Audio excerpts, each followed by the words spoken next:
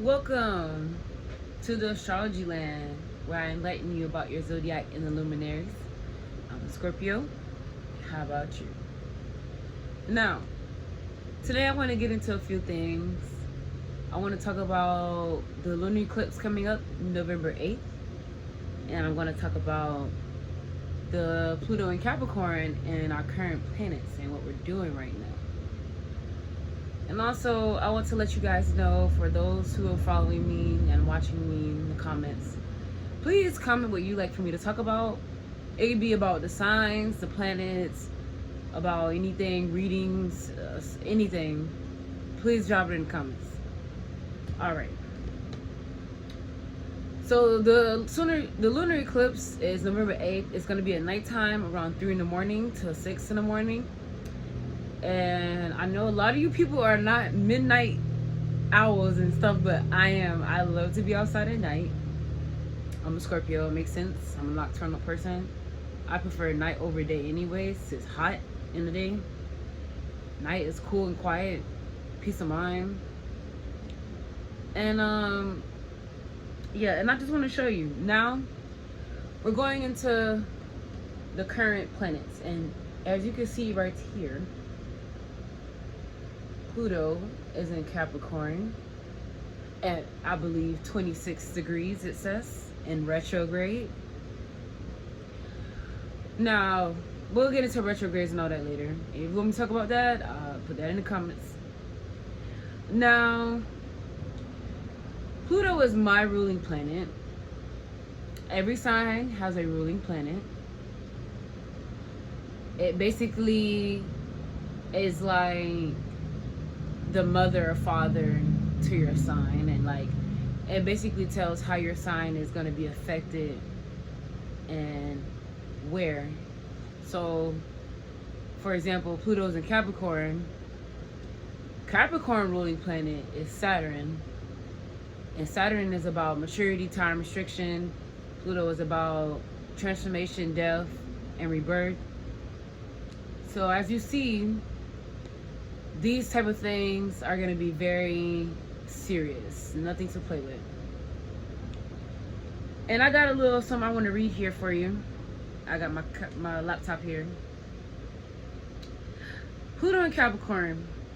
Take this with a grain of salt. Astrology is a science for poets, metaphors, sneaking around with mathematics. Like the Bible, astrology can drive you crazy if you surrender free will and become addicted to constant guide. Do not depend on astrology readings to determine your life path. Astrology is a calling, just like anything else in the world. It is a calling. You have to be in the heart and in the mind to do it. Not because you want to do it for money, not because they're telling you, oh, you have a gift, you should do it. It has to be something you want to do. Astrology is a conversation with the heavens. Lumaries. It's another word for light. And obviously those things up there at night are not just up there for no reason. They're dancing. They have an effect on what's going down here on the earth, around the earth. We're a part of them, they're a part of us. So yeah. A map of shifting possibilities, not an infallible oracle. There is no doom in astrology, only the spectrum of choices. Your good choices may be someone else's bad choices. Hard aspects can have happy results.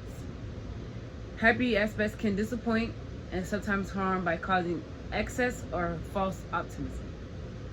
I know y'all don't know what aspects is, but we'll get into that in another video because it's a lot.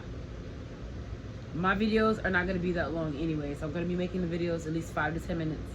Because if I make them too long, you guys are not going to understand. You're going to be like, damn, she's taking forever. I don't know what she's talking about. It's going to be hectic. So, also, I came in here to teach today. I learned about, hold on. Here we go, make this quick. 1 second, guys. Here.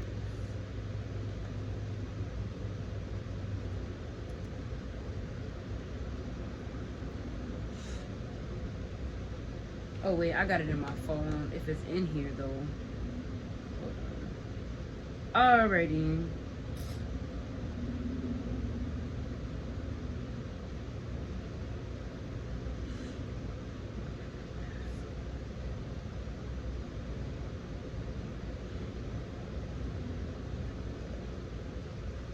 Alright, give me 1 second, y'all. I'm right here. I just gotta pull it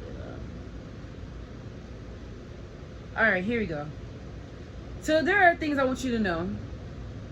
Personal planets, transitional planets, generational planets.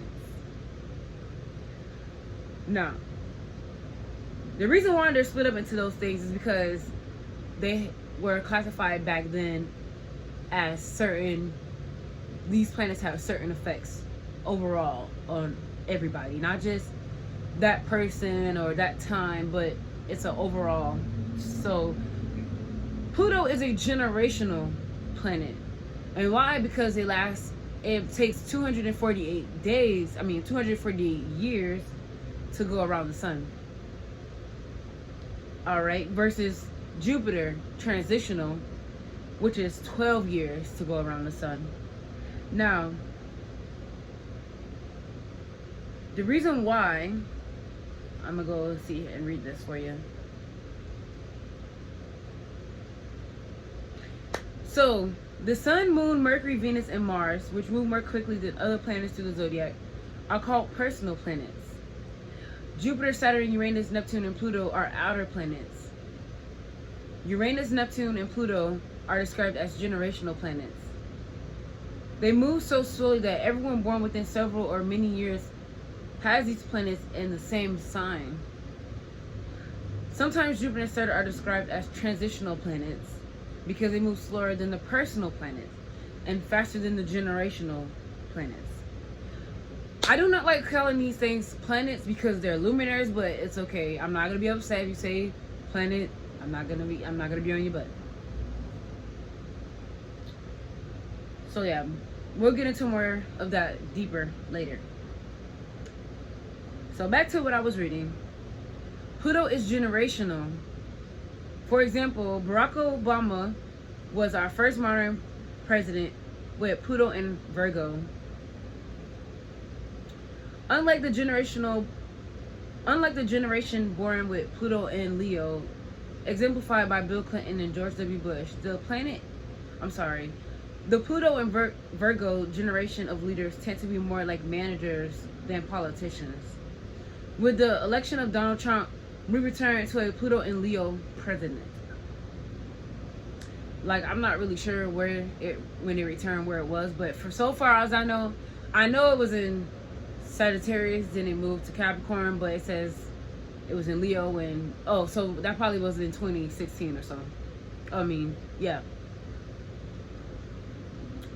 Pluto in Cancer, the generation of Bush S. Ronald Reagan, Frederick W. Roosevelt, Hitler, the WW2 generation, World War II generation, the so-called greatest generation,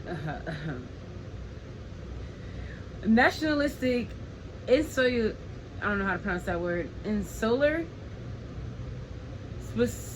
suspicious of liberties, frequently conformist. Of course they produce brilliant expectations like Gertrude Stein and Al Ginsberg, a generation devoted to mother and family. Alright, I'm gonna just go down because I don't want to read that. That's not what I'm looking for.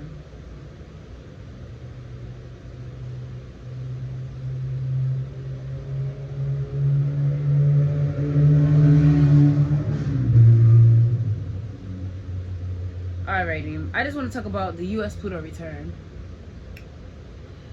February 2019 to January 2025, America will experience its first Pluto return, the moment when Pluto returns to the place in the heavens it occupied when America was born. For those who stick to how it used to be, Pluto brings the ugliest experience. The fear of a too rapid changing world would only become worse. Imprisonment, illness, even death are Pluto's ultimate threats. Forced destruction of orders that outlive their time. But the other side of death is rebirth. As the past is surrendered, the future arrives with fresh energy and new wonders. Doesn't that sound lovely? That is the gift of Pluto. For those who seek to embrace change, Pluto can be a joyful experience. Liberation so completes its inspires awe and gratitude.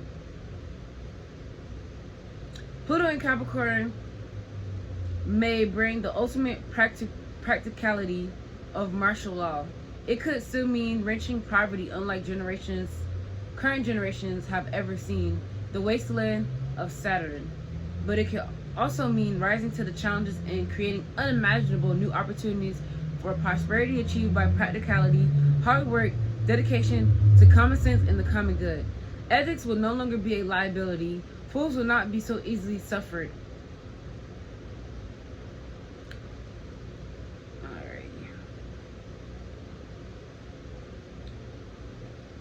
So, to sum it up here, I got it in my phone as well. The effects of Pluto in Capricorn will be overhauling, determined. It'll be, it could be overbearing. It could be basically hardworking as well. A lot of change, very hard changes. Getting rid of old habits, getting rid of being comfortable and new in all your life situations. You know, we've always had to go through changes in everybody's life, everyone around the world, with politics and government and school and everything in life.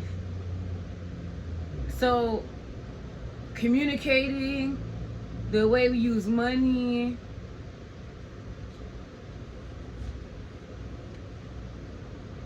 so the couple traits of Pluto and Capricorn are determined, purposeful, overhauling, conquering, heavy, no nonsense, forceful, freeing, and I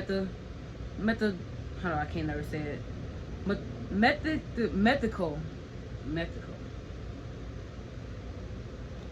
And these are not bad things. These are things that need to be done and has to happen in order for people to change, in order for people to realize that, you know, the life that they're living is probably not what they want, whatever they need. They're not happy, they're not satisfied. And me personally, I do not like going throughout life not being satisfied. I don't care about success because I know that's coming. But if I'm not satisfied and not feeling like I didn't do what I wanted to do, and I'm not fulfilling my purpose and what I wanted to get out of, you know, hard working, you know, it's not going to feel good. You know, anybody can do successful deeds, but are you satisfied? And that is the key here. All right, I'm not going to make it too long. Thank you for watching and stay tuned. See you.